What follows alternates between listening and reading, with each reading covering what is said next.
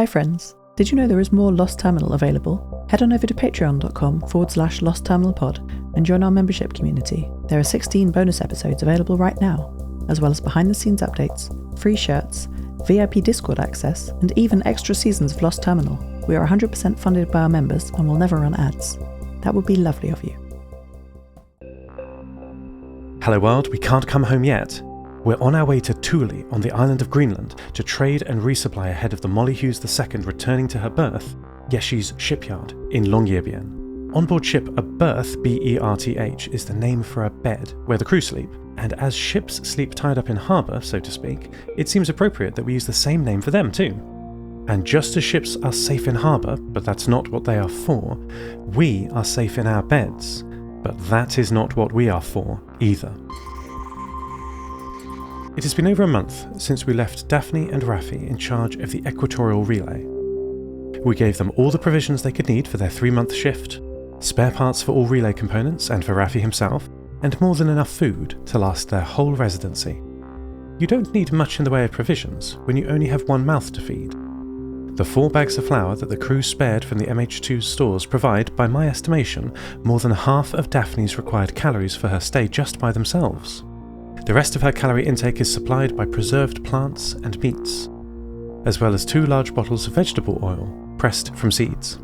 The people who would swap with her and Raffi after 3 months would arrive on the same Nova Mediterranean ship that brought more provisions for their next shift. I'm eagerly awaiting a bit of peace and quiet, Daphne told us as we said our goodbyes to her and Raffi on the beach at Fogo. This little man and I have a lot of catching up to do. As we sailed away towards the rising sun, Daphne waved her right hand in farewell as Raffi, in his new owl-like body, perched on her left shoulder, eyes shining. Maddie, standing on the highest point of the ship, the roof of the bridge, even though she's not supposed to be up there, raised her one black foreleg in reply. She remained looking back long after her 2 friends and the island itself had slipped below the horizon. That was 42 days ago. Our route took us first northeast, back up to the Canary Islands for one last supply run to Tenerife, before turning northwest, across the open Atlantic, to Greenland and finally, Thule. Even though we stayed far away from the dragon-haunted island of La Palma, Maddie hid herself during the 24-hour layover, staying below deck in our quiet, safe server room. We are now off the coast of Greenland, which is actually green these days, and covered in pine forests. The trees should be visible even from where we are now, hours away, though mist currently obscures the coastline. The southern tip of Greenland is approximately level with the southern tip of Norway. This latitude is not too far from the old Ålesund, the twin of New Ålesund on Svalbard. I have revised my Norwegian pronunciation list based on the suggestion of 2 hams who live in Thule, our current destination, who share their station's call sign of POGO, Papa Oscar Golf Oscar. They explained very politely that I was not transmitting the right encoding and supplied the correction. Ålesund does not start with the Latin letter A, as my databanks erroneously had encoded, but with one of the 3 additional Norwegian letters, or an A with a ring over it, which is pronounced differently. My apologies to my Norman friends, that must have been confusing. I will strive to use the correct protocol in the future. Natural languages are strange. Programming languages are strange too, because they are both made by humans. In many ways, programming languages are natural languages. Yes, they are instructions to a processor to do some calculations or move some data around, but binary 1s and 0s can do that fine too. We made the high-level programming languages so that humans could communicate more easily with each other, or perhaps themselves. And it is almost incidental that they instruct a processor to do work. For me, especially, programming languages are tools for thought, and I'm still learning. This topic and Ålesund remind me of the Norway problem in the pre-collapse human-readable data format, YAML. In this format, one may encode a list of items with dashes at the start of a line, like you might do with a bulleted list in plain text anyway. Milk, eggs, bread, which works well enough for a shopping list. However, if you write a list of country abbreviations, US, DE, NO, instead of those 3 values being stored as you might hope, DE, US, NO, you instead get DE, US, false. Not the string false, but the negative Boolean false. This almost comical bug is because that in YAML, true and false are not just defined as the words true and false, but also yes and no. What a problem for our Norman friends.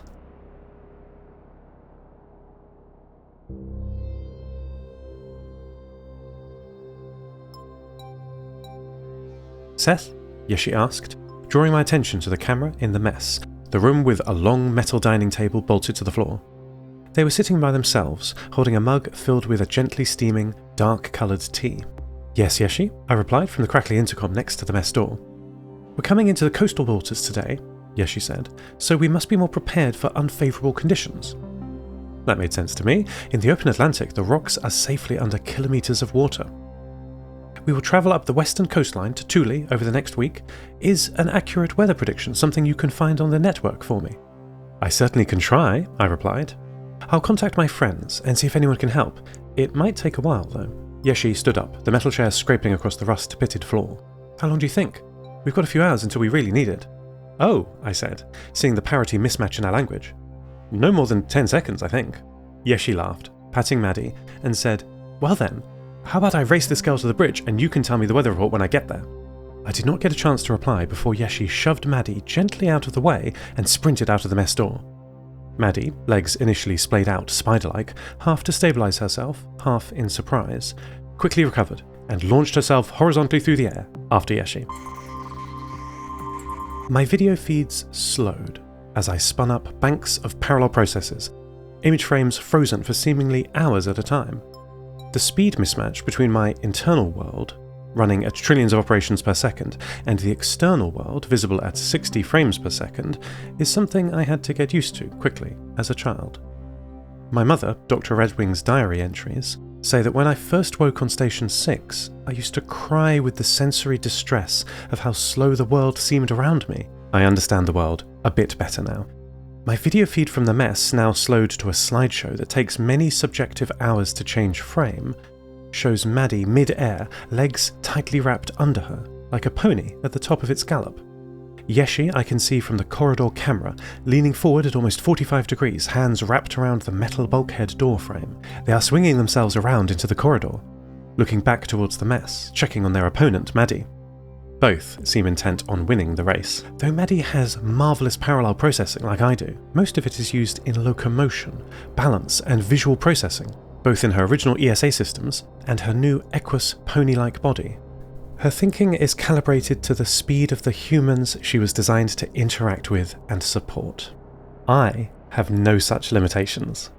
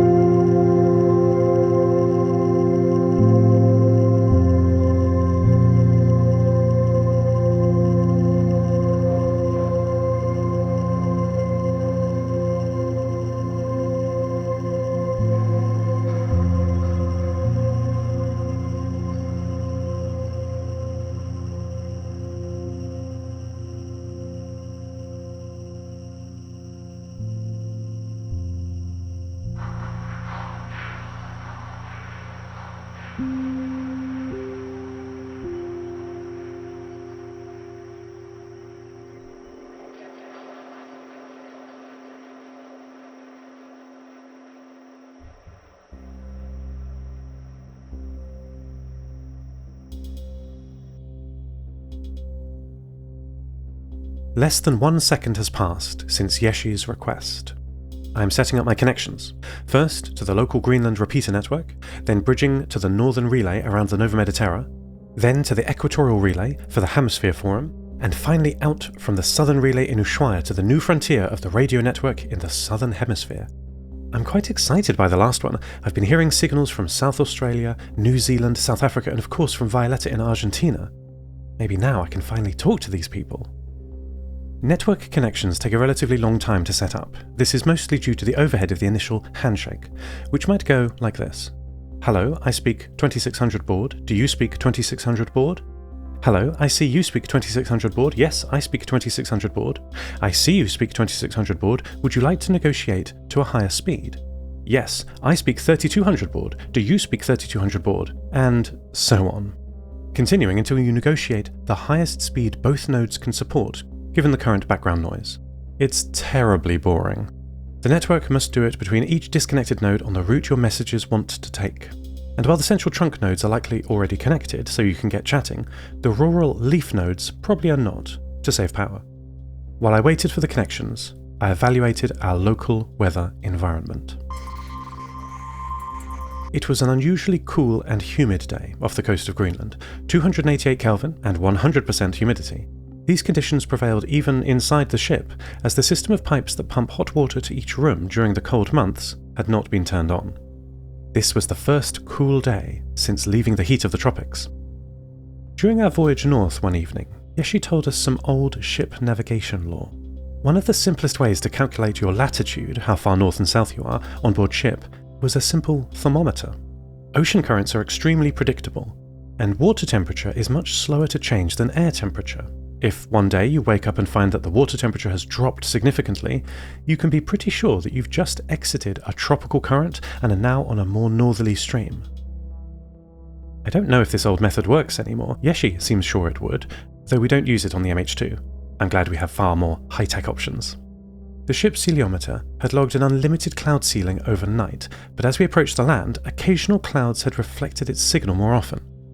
The trend was a gradual lowering of the cloud height, corresponding with a similar change in air pressure.